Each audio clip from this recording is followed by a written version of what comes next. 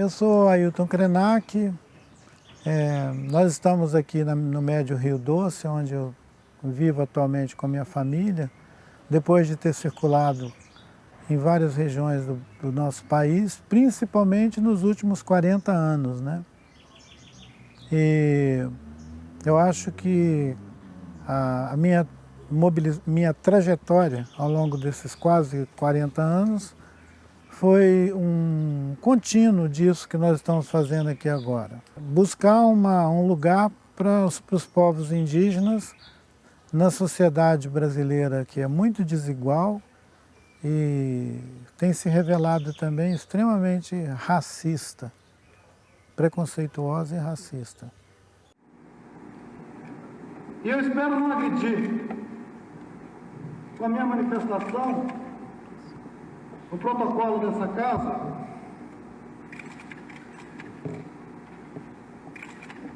mas eu acredito que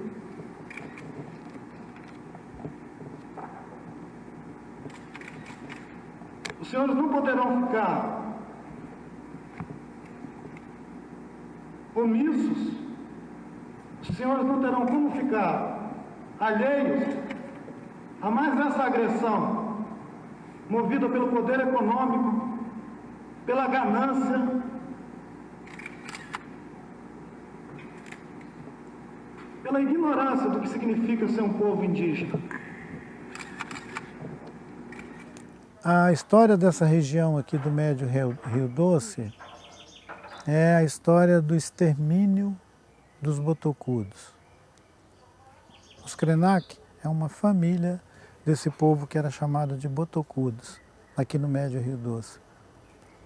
Quando eu nasci na década de 50, esse povo Krenak era declarado extinto, porque nosso território tinha sido totalmente ocupado pelos fazendeiros e os sobreviventes tinham sido removidos daqui para São Paulo, para Mato Grosso, para Goiás, para outras regiões.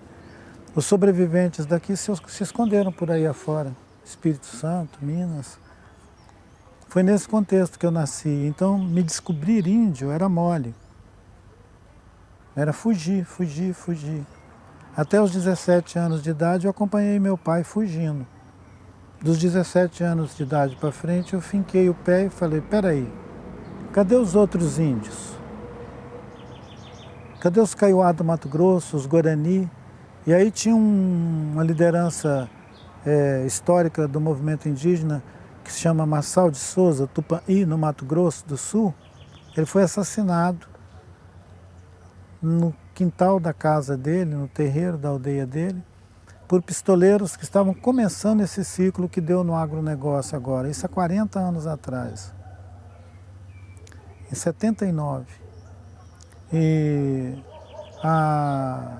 aquela violência toda se espalhando pelo país, com os índios sendo assassinados, eu me perguntei por que a gente não se organizava para isso e comecei, junto com outros caras da minha geração, a observar o que o Mário Juruna estava fazendo. O Mário Juruna saiu candidato a deputado pelo Rio de Janeiro, lá com Brizola. Um ou outro índio começou a levantar a cabeça, que era uma raridade, não tinha personalidades indígenas falando nada. Tinha a pastoral indigenista, né, da Igreja Católica, que naquele tempo era muito importante, muito ativa. E a gente se referia ao trabalho de sindicato de trabalhadores, movimento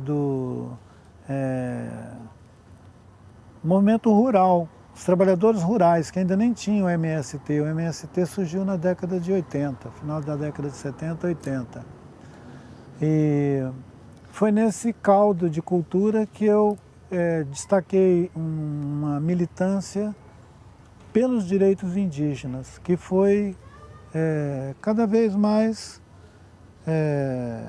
me envolvendo com a agenda de território, cultura, educação, saúde, tudo, a vida indígena.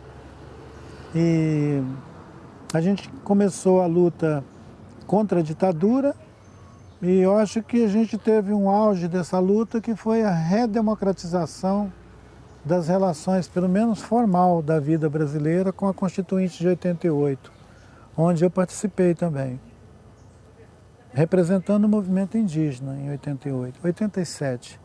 Mas a atividade de mobilização a gente começou em 84, 85. É quando nasce a União das Nações Indígenas, uma organização tipicamente indígena. Não é sindicato, não é pastoral, é um conselhão de líderes indígenas discutindo seus problemas sem nenhuma institucionalidade e descobrindo uns aos outros. Na verdade, eu acho que nós nos descobrimos todos ao mesmo tempo. O Eduardo Viveiros de Castro, num prefácio de um livro meu, publicado pela editora Azog, chamado Encontros, ele fez um prefácio onde ele diz que a minha geração descobriu que podia reivindicar um lugar dentro da vida brasileira. Como indígenas, não integrados ao pacote civilizatório, mas reivindicando identidade. Eu acho que ele acertou. Foi isso que a nossa geração começou e que eu acho que foi se expandindo. Olha, como a estatística depende de um reconhecimento pelo Estado, apesar de ter autodeclaração, um coletivo que tem memória de si, ele pode se autodeclarar, dizer, nós estamos aqui, somos o povo tal, e não ter o reconhecimento do Estado, então ele não vai constar na lista. Mas a lista diz que tem 206 etnias, povos, dentro da política pública do Estado brasileiro, reconhecido pela FUNAI e tudo, e que pode existir entre 20 e 30 constelação de gente vivendo dentro da floresta, que são os povos que vivem em situação de isolamento. Eles voluntariamente querem ficar isolados. E foi uma luta muito grande que nós fizemos na década de 90, final de 80, 90, que a Aliança dos Povos da Floresta encabeçou essa luta, para dizer que nós não queríamos que o Estado brasileiro fizesse o contato com comunidades indígenas que estivessem vivendo em autonomia dentro da floresta, que não era para levar a FUNAI lá. Porque os irmãos Vilas Boas, aquelas campanhas de sertanistas, era caçando índio dentro da floresta para domesticar, né? A gente falou, não tem que domesticar, não tem que ir lá encher o saco deles. Tem que respeitar o território deles. Tem que demarcar esse território e deixar eles vivos lá dentro. O dia que eles quiserem sair e trocar coisas aqui com o mundo de fora, se acontecer algum dia, eles vão fazer isso por eles mesmos. Não tem que entrar um cara lá, um herói do sertão, desbravando, agarrando eles pelo pescoço e trazendo para a civilização. Isso é uma violência colonial. Imagina, você está com sua família lá dentro da floresta, seu avô, seu pai, todo mundo nasceu e viveu lá, você está lá. Aí abaixa um helicóptero e desce 30 caras de lá te fotografando, te filmando, te botando coleirinha, te aplicando uma vacina e te dizendo que agora você é brasileiro. Você quer isso? Tá bom?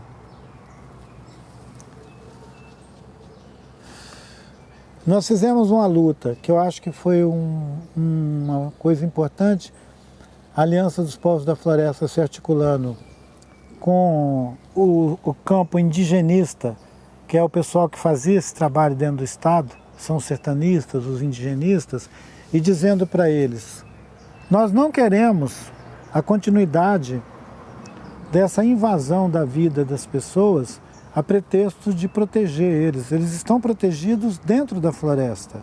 A floresta é a maior proteção que eles têm. Se você tirar a floresta, aí você ferra eles. Deixa os caras dentro da floresta. Aí nós fizemos uma campanha dentro do Brasil e fora do Brasil para mudar essa orientação interna do governo brasileiro de fazer a expedição que os sertanistas faziam, que são as frentes de atração. É o aparato que o Estado usava, frentes de atração, para ir contratar o povo que estava dentro da floresta. Desde quando o Mendes Sá e os bandeirantes saíam de São Paulo para caçar índio, eles tinham esse papo de frente de atração e contato. A gente interrompeu isso na década de 90. E foi a Aliança dos Povos da Floresta que fez isso. Se ela tivesse feito só isso, não tivesse feito mais nada para mim, eu acho que tinha valido a pena. Tinha honrado a memória do Chico Mendes, que nasceu na floresta, era branco, mas pensava igual índio. Porque ele era um seringueiro. E os seringueiros foram convertidos pela floresta. Eles foram levados para dentro da floresta para colonizar a floresta e a floresta amansou eles. Eles aprenderam a nascer e viver dentro da floresta. Andando dentro da floresta, cortando seringa, caçando, fazendo roça, criando uma cultura própria. Os seringueiros instituíram uma cultura própria. Eles são a base da florestania, a base social da florestania, porque vivem dentro da floresta igual o povo indígena. E reivindicavam, como povo indígena, um território. O INCRA queria dar lote para eles. E o Chico dizia, não, nós não queremos lote, nós queremos um território onde, de geração em geração, a gente possa continuar mantendo um sistema de vida dentro da floresta e preservando a floresta. É uma ideia muito generosa.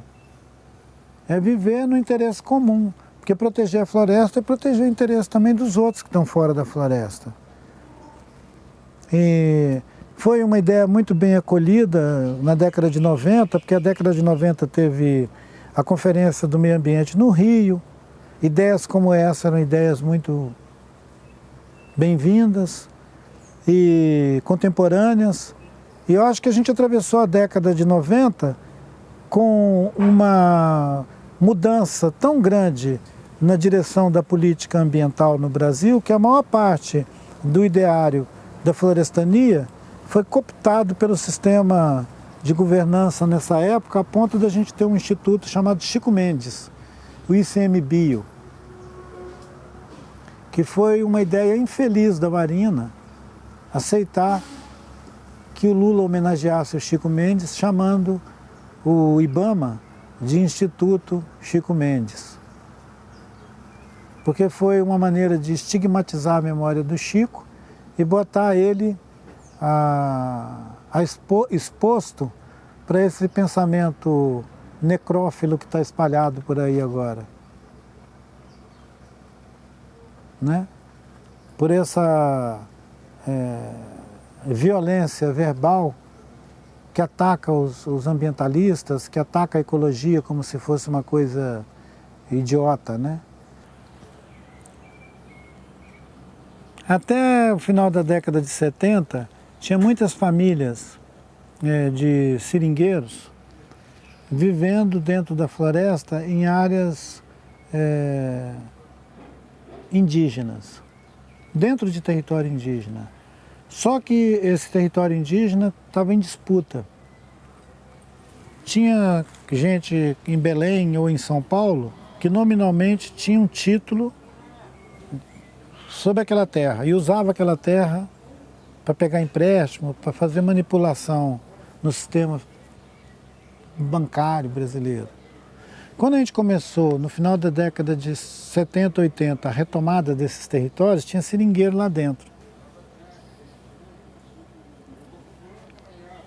Esses seringueiros, alguns deles, tinham tantas relações com os índios que, para desintrusar a terra indígena, teve negociação para tirar os seringueiros e quem ficava e quem saía. A gente fez uma briga contra o patrão, esse cara que tinha um título fajuta, e salvamos os seringueiros nas relações deles com as comunidades indígenas. A gente tinha assembleias e encontros. Nessas assembleias e encontros, uma vez o Chico me perguntou, Krenak, os índios têm propriedade da terra? Aí eu disse para ele, não, não tem. Ele falou, então como é que vocês conseguem ter o território? Eu falei, a gente consegue ter o território porque a gente já ocupava ele antes de qualquer outro estatuto. E mesmo esses caras que fizeram título em cima dele, a gente derruba esses títulos porque pela história do nosso país, desde a colônia, esses lugares são terras indígenas. Nós não temos a propriedade deles, nós temos o direito de viver neles. Nós temos o usufruto deles. Aí ele falou, é isso que a gente vai lutar junto. Nós vamos lutar para ter reserva extrativista. Tem reserva indígena e a gente quer criar as reservas extrativistas. A gente quer ter o mesmo estatuto. A gente não quer ter um lote do INCRA, a gente não quer ter uma fazenda. Nós não queremos que os seringueiros saiam de dentro da floresta para cada um ter uma gleba. O INCRA estava oferecendo glebas de 100 hectares para cada família. E os seringueiros falavam, não, a gente não quer. Aí eles diziam, então nós vamos pegar, se tem 1000 famílias de seringueiro, multiplicar por 100 hectares, vai dar 100.000 hectares. E isso vai ser uma reserva extrativista. Aí o debate com os índios, eles entenderam que não. Eles falaram, não é automático, não é pega 100 hectares de gleba e transforma 100 famílias. Isso aí é uma conta malandra que vocês estão fazendo. Nós queremos reivindicar territórios. Cabeceira de rio, as nascentes, o ecossistema onde a gente vive. Nós vamos caçar, pescar, vamos viver lá dentro. Nós não vamos predar lá dentro, nós não vamos abrir um pasto lá dentro, fazer uma fazenda lá dentro. Mesmo nos seringais, onde tinha fazenda lá dentro, a decisão era desmontar a fazenda lá de dentro e fazer a floresta se reconstituir ali dentro, deixar a floresta se reconstituir. Então essa troca entre os índios e os seringueiros, ela foi fundamental para orientar a criação das reservas extrativistas. E a aproximação foi feita em encontros pessoais mesmo. Algumas dessas lideranças indígenas do Acre, como o Sianca Xinauá, o Biraci, os Axaninca do Alto Rio Amônia, os Poianaua, o pessoal da Serra lá do Divisor, né? São povos indígenas que participaram ativamente da Aliança dos Povos da Floresta e que modelaram, junto com os seringueiros, essa ideia de reserva extrativista, que é em termos um correspondente a reservas indígenas e reservas extrativistas. Depois tem as reservas biológicas, as outras unidades de conservação, e inovava porque agora era unidade de conservação com seres humanos lá dentro, com comunidade humana dentro. Porque tinha uma ideia de que você criava uma reserva biológica e tirava a pessoa lá de dentro. Lá dentro é proibido gente. E o que os seringueiros, junto com os índios, inovaram é dizendo, não, nós protegendo a floresta e criando floresta, que inovava muito com relação ao que os biólogos afirmavam. Os biólogos achavam que a floresta era um fenômeno natural e os índios e os seringueiros diziam, não, a floresta, nós cultivamos a floresta. A floresta é um jardim que a gente cultiva.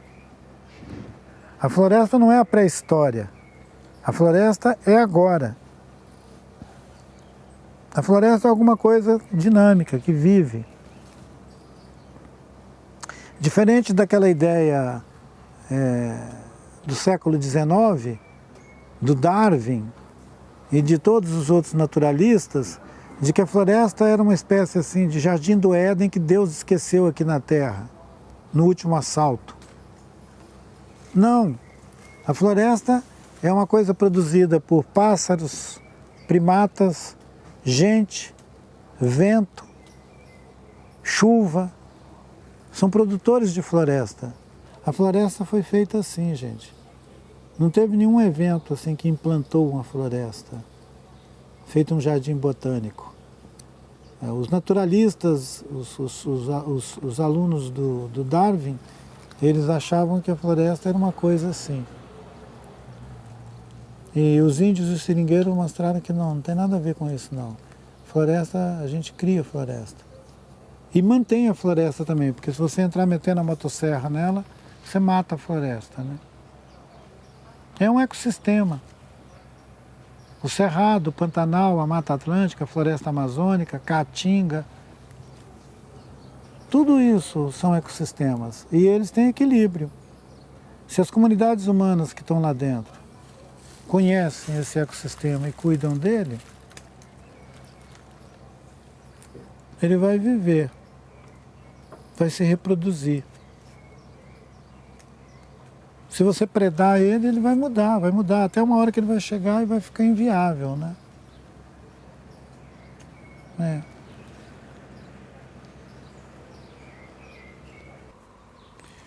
Olha, eu acho que você tinha que perguntar isso para o pessoal lá de Chapuri, onde nós fizemos o último encontro celebrando Chico Mendes, e ele foi chamado de Aliança dos Povos da Floresta. Tem muitas reservas extrativistas que nasceram dessa luta, tem muitas lideranças que estão dentro da floresta que viveram essa experiência, e se o movimento indígena puxou a aliança na década de 90, eu acho que está na hora agora dos seringueiros e de comunidades ribeirinhas que estão dentro de Mamirauá, que estão dentro das reservas extrativistas, se pronunciem também, que eles também têm que dizer onde é que essa aliança pode se expandir, entendeu? Como que ela pode responder ao momento político que a gente está vivendo no país, né? Então, assim, a Aliança dos Povos da Floresta, eu acho que ela teve uma potência e uma capacidade de mobilização grande na final da década de 80, 90, e teve uma difusão para além das fronteiras da floresta e uma apropriação urbana da ideia da Aliança dos Povos da Floresta.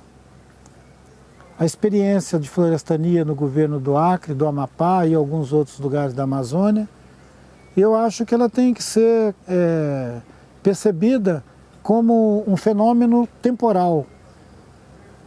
Naquele tempo, vamos ver como que a gente vai seguir daqui para frente com o ataque que está tendo contra a floresta e contra o povo da floresta, contra a própria ideia da florestania, né?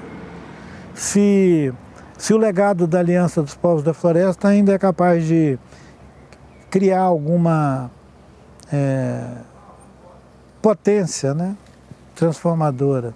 Esse é o nosso lugar para viver, são os territórios indígenas. É por isso que a gente fica de pé e luta por eles, entendeu? É difícil para alguém que nasceu fora de um sistema de indigenato entender isso. Porque aí já entrou a ideia da propriedade, a ideia da herança, da transmissão de bens, entendeu? Que é a base do capitalismo, que é a mentalidade capitalista. Tudo é mercadoria, até a vida. E uma boa parte da violência que incide sobre o povo indígena é por causa do modo de estar na terra que os índios representam. Se você olhar bem, além dos quilombolas e algumas outras comunidades tradicionais, ninguém mais vive o uso coletivo de território nenhum.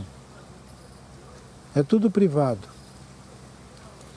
Se as terras indígenas entrar no sistema privado de terra, acaba a guerra contra os índios. É porque os índios se renderam. Enquanto o povo indígena quiser manter um modo de vida próprio, ele vai ser hostilizado, vai ser sabotado. O próprio Estado brasileiro vai viver essa espécie de balança. Uma hora o Estado protege, outra hora o Estado depreda, uma hora o Estado protege. Se você olhar a história do Brasil nos últimos... História da República, né? 100 anos por aí afora, você vai ver que o Estado, lá no começo, depois do Estado Novo, Getúlio, depois da Constituinte de 46, depois da ditadura, entendeu? Aí vai assim, ó, alternando, morde e assopra, toma a terra dos índios, mata os índios, fola os índios, sobrevivente reivindica, aí volta, pega um pedaço. É desse jeito a história. Não é agora, foi sempre assim. Eu estava em Portugal ano passado e me perguntaram, Krenak, se esse novo governo conseguir se eleger, ele está dizendo que vai acabar com as terras indígenas. E é uma ameaça contra o povo indígena. O que você acha disso? Eu falei, olha, eu estou muito preocupado, há 500 anos a gente passa por isso, eu estou muito preocupada como os brancos vão resistir, ou se eles vão ser capazes de resistir a isso. porque eu estava me lembrando que não é agora, sempre foi. Agora tá pior, digamos assim. Agora está verbalizado que é para acabar com a gente, né? Tem um anúncio público.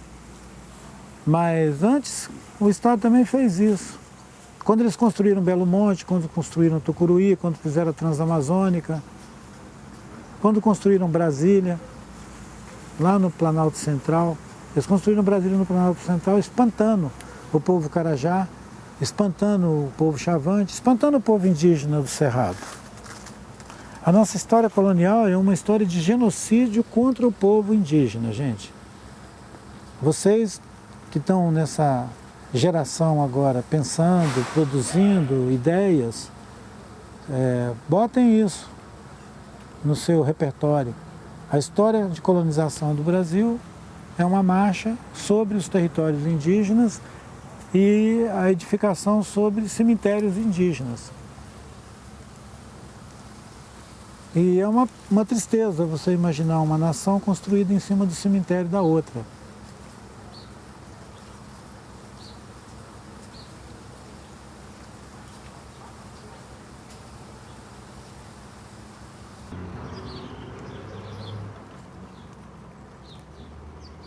O modo de acessar o território coletivo, a governança desse território compartilhada, a corresponsabilidade acerca de todos os eventos que acontecem dentro desse território é uma marca do modo de gestão territorial indígena. Sistema de decisão. Quando você introduz nesse sistema a coisa do dinheiro, do negócio, você quebra as unidades de decisão, de planejamento, de negociação doméstica interna e começa a ter uma empresa ou um cara fazendo isso, uma pessoa. Porque o sistema do negócio ele não é coletivo, o sistema do negócio é você paga, entrega e leva, você compra e leva, ou compra e fica. Dentro de um território indígena ninguém é dono de um lote. Você não pode vender um lote lá dentro para ninguém. E também você não tem herança. Você não passa herança. Você nasce, vive e morre, cara. Você não tem um baú para guardar herança. Você não tem poupança. E também não tem sentido aposentadoria. Todo esse repertório da cultura urbana, né? Poupança, segurança, aposentadoria, herança, isso é zero, não vale nada naquele sistema de vida. Está vendo como é que ele é totalmente oposto ao sistema daqui de fora? O grande dilema hoje no Brasil é se o cara vai aposentar depois de morto ou ainda vivo. É o grande dilema. A grande reforma política do Brasil é se você vai aposentar morto ou vivo. É muito mau gosto e muita burrice também. Se isso entrar no sistema de vida do povo indígena, nós estamos ferrados. Por que nós somos capazes ainda de, com as diferenças de viver lá na floresta amazônica ou aqui no Rio Doce, escolher um modo próprio de vida? É pela memória que nós temos de quem nós somos. Não foi uma escolha. A gente não escolheu ser desse jeito. Nós somos um contínuo da memória que nós recebemos dos nossos antepassados. Tem uma fidelidade a esse sistema de vida que nós não inventamos. A gente não inventou isso, mas nós testamos e vimos que é bom. E a gente não quer trocar por outra coisa. Eu fico me perguntando se vocês que nasceram aqui no sistema econômico dos brancos, que sofrem pra caramba com ele, se vocês tivessem a opção de escolher, se vocês iam escolher o nosso sistema, vocês iam querer continuar no que vocês já têm, predatório, excludente, racista. Aí se você disser para mim, eu acho que era legal poder escolher, eu vou dizer, você consegue convencer sua família inteira? Seu bairro inteiro? Sua cidade inteira? Porque se você não conseguir, não adianta, porque você vai fazer uma escolha individual. E escolha individual, nesse caso aqui, não serve. Ela tem que ser coletiva. É por isso que quando eu me apresentei, eu falei que eu sempre me reconheci como um sujeito coletivo. Eu não virei um sujeito coletivo quando eu descobri que tinha um movimento indígena. A gente criou um movimento indígena com uma expressão coletiva, porque nós somos assim. Não vende lote, não se aposenta depois de morto e não quer ser racista contra os outros, que a gente sofre isso na nossa vida e a gente acha isso assim um defeito miserável. Ninguém tem que discriminar o outro pela cor da pele ou pela origem dele. Essa ideia de que um lugar do mundo precisa de alguma coisa que não está lá disponível, ela é uma produção de necessidade. Esse lugar de pessoa que acha que é pobre, né? E que sente falta das coisas que não tem, né? É uma fabricação de pobreza no sentido de você tirar um sujeito de onde tem tudo e botar ele num lugar onde ele vai ter que comprar tudo, negociar tudo. Dentro da floresta, ele só tem que negociar com a própria floresta. A saúde da floresta, a biodiversidade da floresta, para ela continuar sendo fantástica. O equilíbrio entre o que ele pode tirar e o que ela tem que continuar produzindo. Fora, ele vai ter que negociar o couro dele, a vida dele.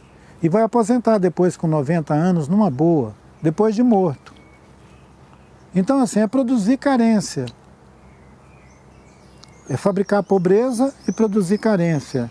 Essa ideia de levar a civilização para algum lugar do mundo, não precisa ser a Amazônia, pode ser o Polo, pode ser o Ártico. Levar o progresso para o Ártico. Então, assim, é pobreza mental mesmo alguém reclamar isso. Eu conheço muita gente que nasceu, gerações e gerações, e que vive dentro da floresta e que tem um sentido de identidade e de alteridade impressionante. São pessoas que têm cultura, que têm memória, que têm orgulho de viver dentro da floresta e acham que a floresta tem tudo, que a floresta é uma floresta de joias.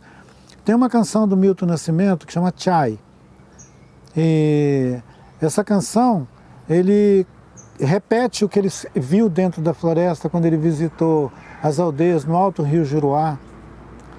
E a frase é minha floresta de joias. Quer dizer, a floresta é cheia de comida, a floresta é cheia de visões, de inspiração, de paisagens maravilhosas e de saúde. Para que eu vou enfiar um shopping dentro da floresta? Só se eu estiver querendo ganhar uma grana em cima das pessoas que vivem dentro da floresta. Essa pessoa estava reivindicando uma Belo Monte, que deu no que deu. E tem gente desse tipo mesmo que vive dentro da floresta, incomodado, mas eu acho que era melhor que eles saíssem de lá e deixassem os que gostam de viver dentro da floresta do jeito que ela é. E que vivem lá há milhares de anos. Eles não foram para lá outro dia. E os povos indígenas vivem a floresta, eles não vivem na floresta. Os povos originários vivem a floresta, tem uma cosmovisão sobre aquele mundo. Não precisa de shopping na floresta. Quem quiser shopping vai morar na cidade. Eu não vejo esse fenômeno de reencontro, redescoberta, assim como eu não gosto da ideia de resgate. Eu acho que essas campanhas em torno de resgate, elas têm um sentido romântico muito pouco a ver com a realidade da vida dessas pessoas, né? O que as pessoas que vivem no submundo fazem é sobreviver. Eles não resgatam nada, eles sobrevivem. Outra ideia também que eu acho assim, totalmente furada, essa ideia de superação, resgate, superação, isso é tudo uma narrativa burguesa, entendeu? Para emoldurar a vida de pessoas que vivem duro e que conseguem sobreviver. Por que um cara que nasceu tranquilo, vive tranquilo, não tem que resgatar nada? Por que um cara que nasceu na classe média não precisa resgatar nada? É porque está suposto que ele já tem tudo, né? E aí um menino que nasce na beira de um rio, um caiçara, um quilombola, um índio tem que resgatar alguma coisa, ele não tem que resgatar nada, ele é ele. Ele é ele e as suas contradições, as suas realidades. Olha. Esse cara vai ler, vai estudar, vai aprender, vai conversar, vai falar português, vai se virar. São recursos que ele vai usar para ficar vivo, ele e o coletivo, o povo a quem ele pertence. Eu sempre me senti um sujeito coletivo, sempre. Nunca me imaginei resgatando nada. Eu sempre me vi atravessando situações de dificuldade e tendo que confrontar a realidade que é contra o meu povo e que declarou a gente extinto. Uma vez, quando o Darcy Ribeiro era secretário de Cultura do Brizola, no Rio de Janeiro, e também vice-governador dele, eu acho, eu acompanhei uns outros parentes, uns Guarani lá da Serra do Mar, numa visita para o Darcy Ribeiro, porque os índios estavam sendo expulsos da Serra do Mar pelo pessoal que estava incorporando aquelas terras ali. E isso foi na época que ele era secretário de Cultura do Brizola. Estava chovendo pra caramba aquele dia e nós chegamos todo mundo molhado, de chinelo, na porta da secretaria e o segurança estranhou aqueles mendigos chegando ali para conversar com o professor Darcy Ribeiro. Ele foi lá dentro e falou, tem uns caras sujos, molhados lá fora, querendo conversar com o professor Darcy Ribeiro. Uma das secretárias dele foi lá fora, olhou e falou, são os índios. Foi lá dentro e falou com o Darcy, tem uns índios lá fora querendo te ver. Aí ele disse, ora, põe eles para dentro, traz eles aqui. Aí nós entramos e o Darcy perguntou, ué, de onde vocês são? Aí eu falei com ele, nós somos fantasmas. A gente não estava extinto? Quem morreu não anda. Nós estamos aqui, viemos te ver. Aí ele, ih, como é que vão, de onde é, e os velhos de vocês? Aí começou a lembrar dos velhos, dos nossos avós, dos nossos tios, do pessoal mais velho, que esses sim já tinham morrido. Aí ele falou, e tal, como é que tá? Nós apresentamos o caso da Serra do Mar para eles e depois ele encaminhou aquilo. Mas foi uma surpresa para ele que a gente tivesse vivo. Porque ele tinha escrito um livro, Os Índios e a Civilização, e tem umas pranchas lá naquele livro que indica os povos que já foram extintos. E nós éramos um dos que tinha sido extinto. Então não se trata de resgatar nada. Se trata de continuar vivo. Esse discurso de resgate ele é um discurso que acomoda as injustiças e sugere que um miserável que nasceu e viveu levando tiro na favela vai resgatar alguma coisa. Ele não vai resgatar nada. Se ele não morrer, ele vai sobreviver. Eu acho que a correção também da linguagem ajuda a gente a entender um pouco mais dessa história podre que a gente está vivendo hoje. Uma história de desconhecimento sobre nós mesmos. Agora dizem que o movimento indígena está na vanguarda da luta social no Brasil. Que fenômeno é esse, se há 40 anos atrás a gente estava extinto? Quem tinha que explicar isso são os sociólogos, os antropólogos, não nós, né? Como é que nós vamos explicar o que nós recuperamos ou resgatamos? E desde que eu conheço o Davi, ele faz a mesma coisa, cara. Ele enfrenta os garimpeiros, as madeireiras e os bandidos em geral. Eu não sei o que ele está resgatando. Dizer que ele está resgatando, retomando a cultura, é brincadeira, né? Inclusive porque a cultura é uma coisa dinâmica, você não retoma a cultura. Não tem jeito de você largar a cultura feita uma cadeira num lugar, andar, voltar e pegar a cadeira de novo da cultura. Cultura é viva. Você não vê esses slogans por aí, cultura viva? Se a cultura é viva, como é que você vai resgatar ela? Assim como a gente não se resgata, a gente vive, sobrevive, a cultura também ela é criada. Toda hora a gente cria cultura. Agora nós estamos aqui criando cultura. Eu fiz um livrinho chamado Ideias para Adiar o Fim do Mundo. Não tem citação de ninguém. Aquilo lá é memória e ideias. Ele vai ser traduzido para o inglês e o francês daqui para o ano que vem. E aqui no Brasil ele continua na lista de mais vendido desde que ele foi lançado na Flip em julho. Isso não é uma... eu não estou fazendo uma declaração assim... como é que chama? Uma arrogância. Não é uma arrogância. É só para mostrar a distinção entre um cara que quer ficar citando bibliografia e alguém que toma a decisão de observar o mundo e a história de maneira crítica, que tem a ver com aquilo que a gente falou de memória. A memória é isso, a memória te autoriza, entendeu? A narrar uma história sobre o mundo que você vive. A memória te autoriza a criar uma narrativa sobre o mundo. Se você não tem memória, você vai ficar citando bibliografia. Antes de ganhar um Alzheimer. Eu sinto que nesse sentido vale a pena pensar em produção. É uma produção de memória, né? Porque se você vê um povo que foi totalmente segregado, que foi humilhado, como os negros, por exemplo, na escravidão, ou como uma grande parte do povo brasileiro que vive na pobreza mais predatória e que perdem a memória de si, de quem são, né? Produzir memória sobre si como coletivo, como ser social, ela é um fenômeno maravilhoso e eu acho que ela é uma ação política ativa. Que é quando você escolhe se você vai ser um crente de uma sinagoga evangélica dando dinheiro para os pastores, ou se você vai ser um cidadão crítico, querendo construir uma realidade para o seu povo, para o seu país, onde você vive. Sem se render a toda essa pregação ideológica e teológica que rola por aí, né?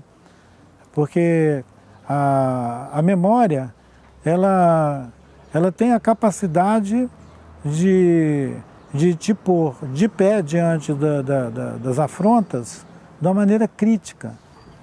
A memória é a consciência crítica.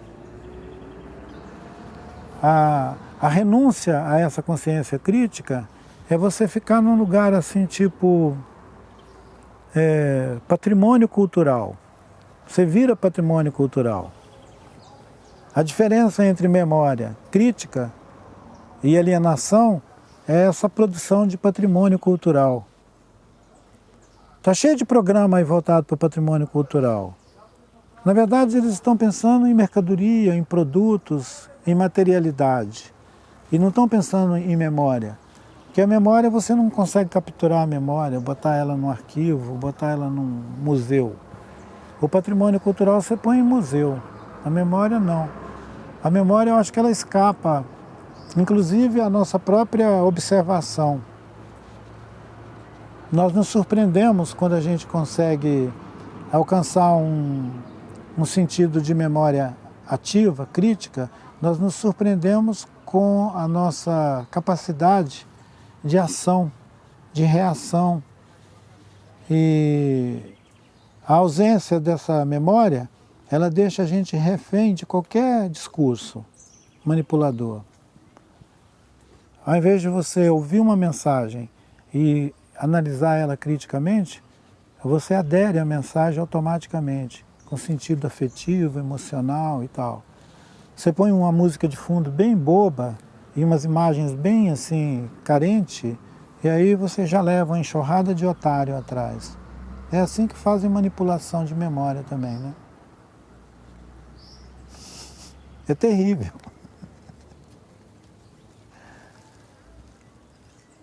Enxergar isso dói. Te faz ficar muito crítico e encurta muito a paciência.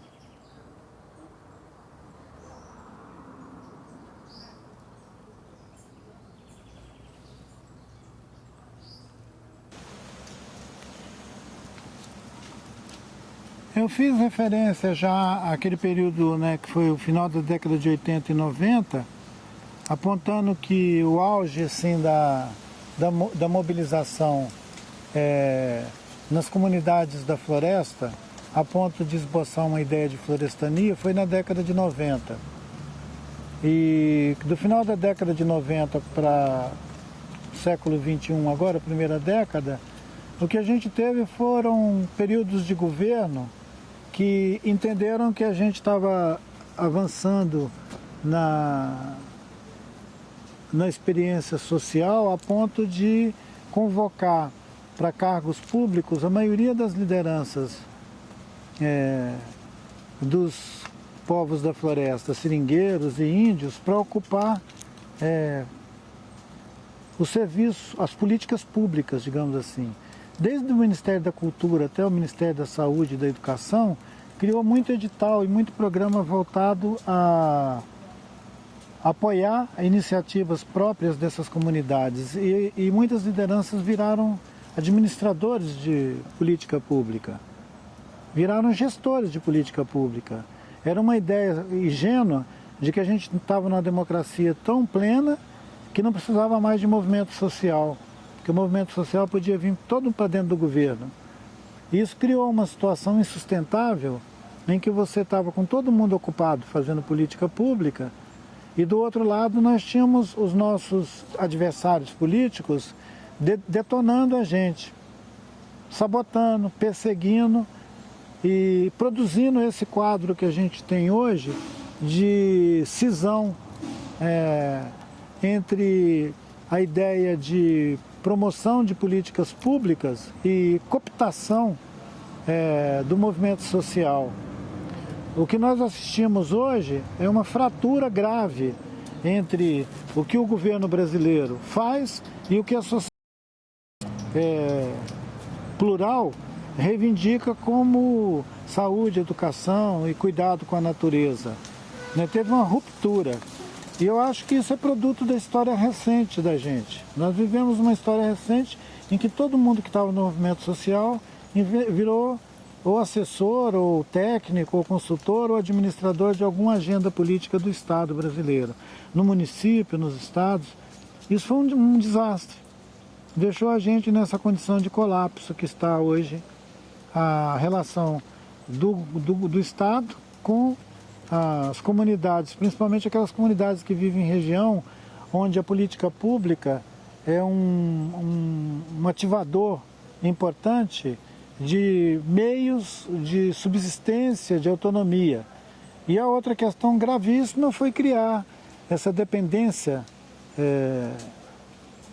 secular de incremento de política feita pelo Estado.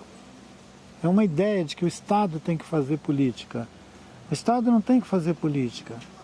O Estado é uma entidade que responde ao movimento da sociedade, à dinâmica da sociedade. Se você tem uma sociedade que é complexa e desigual, o Estado não pode querer fazer uma monocultura. Ele tem que reconhecer a diversidade da sociedade e atuar no sentido de equilibrar as relações dentro da sociedade. Senão vira um Estado totalitário, entendeu? De direita ou de esquerda. Eu acho que o Estado tem que cumprir as obrigações dele, mas ele não tem que se meter na vida das pessoas. É exagero o Estado se meter na vida das pessoas. E foi um erro também o movimento social ir todo para dentro do Estado achando que estava governando o Brasil. Né? É um erro histórico. Tomara que a gente não volte a fazer uma cagada dessa. Parece que isso é uma tendência. Porque lá na Bolívia também, né? Do primeiro mandato do Evo foi um entusiasmo enorme. Aí todas as correntes dos movimentos sociais, movimento indígena e tudo, todo mundo que lutava contra as ditaduras passadas, afluíram para dentro do governo dele. Aí chegou uma hora que você tinha... Todo mundo que estava mobilizado estava dentro do governo. Aí quem tomou conta do espaço público? A oposição. E quem era essa oposição? Fascista, de direita. Aí quando eles conseguiram encurralar o Evo, eles encurralaram o movimento social dentro do governo e começou a matar as pessoas. Vocês viram o que está acontecendo na Bolívia? Os ministros, os caras que eram colaboradores diretos do Evo sendo espancado, caçado, porque aí vira uma guerra civil.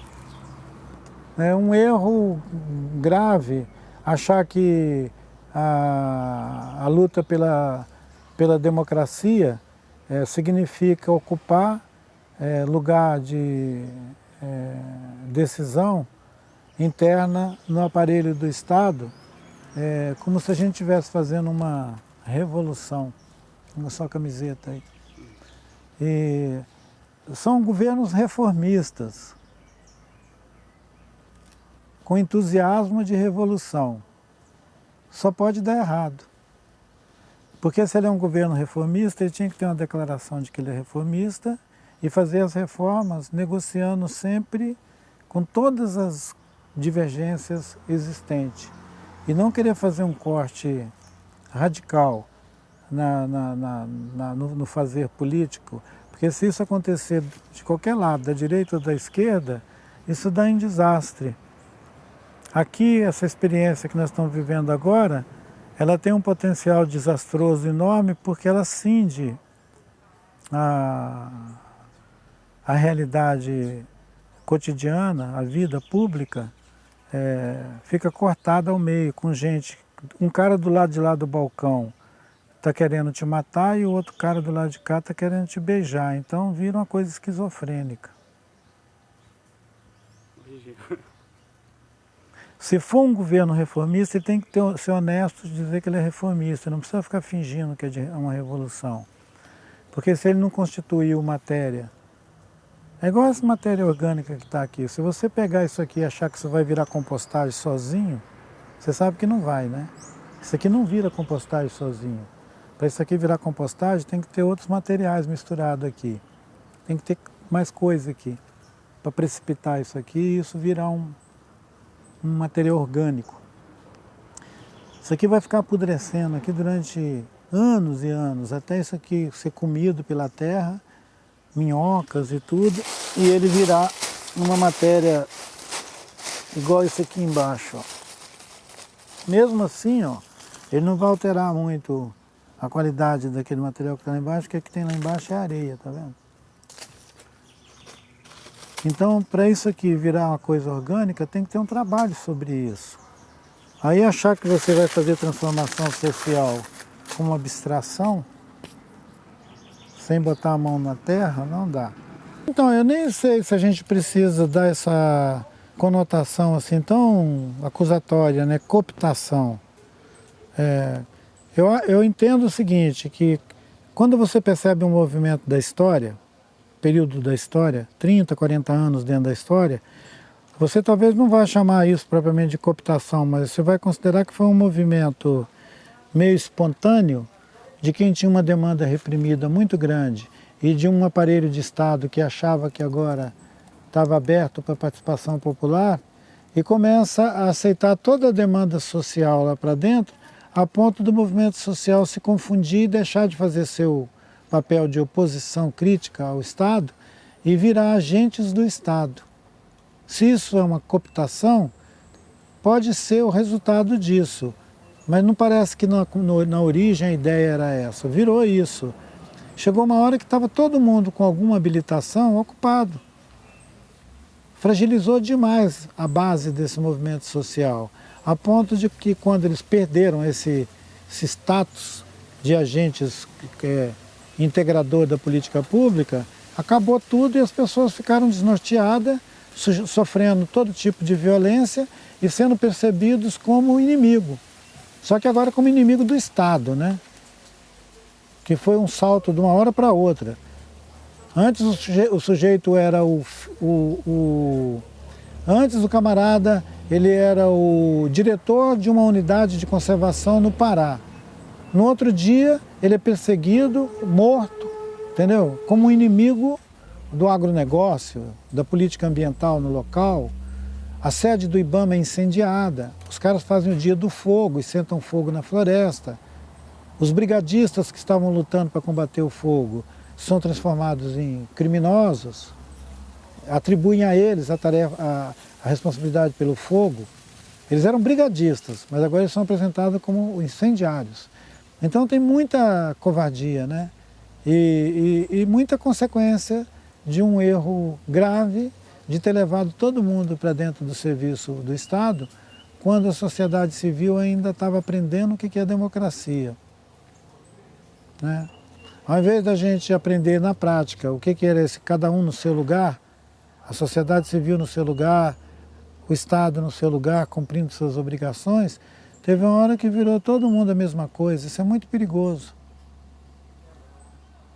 Porque isso pode ser uma deseducação política. Não é educação, é deseducação política. Porque senão eu te pergunto, cadê a sociedade mobilizada agora no Brasil? Cadê as comunidades mobilizadas no Brasil? Quando a lama desceu em cima do nosso rio aqui, ficou todo mundo prostrado aqui na beira desse rio, os únicos que se levantaram foram os índios. Tem 1.600.000 pessoas na bacia do Rio Doce. Por que foram só os índios que se levantaram e fecharam a estrada de ferro? Onde é que estavam todos esses municípios que foram arregaçados com a lama? Eles não sabem o que faz como sociedade civil, não? As prefeituras, as câmaras municipais, ninguém sabe fazer nada. Então é grave, né, gente? Desmobilizar mesmo, entendeu? É como se você estivesse esgotando a capacidade crítica da sociedade e deixando as pessoas, todo mundo assim meio bobo, esperando um comando de algum lugar público.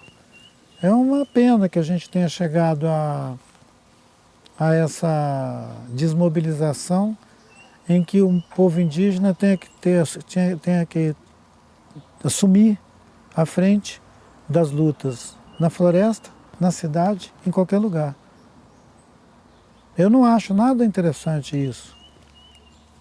Considerando o número de pessoas que a gente tenha que assumir a frente dessa resistência, é um absurdo.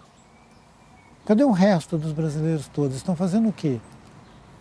Estão assistindo os índios enfrentar os garimpeiros, as madeireiras, a bandidagem na floresta? O povo indígena tem um jeito de pensar, tem um jeito de viver,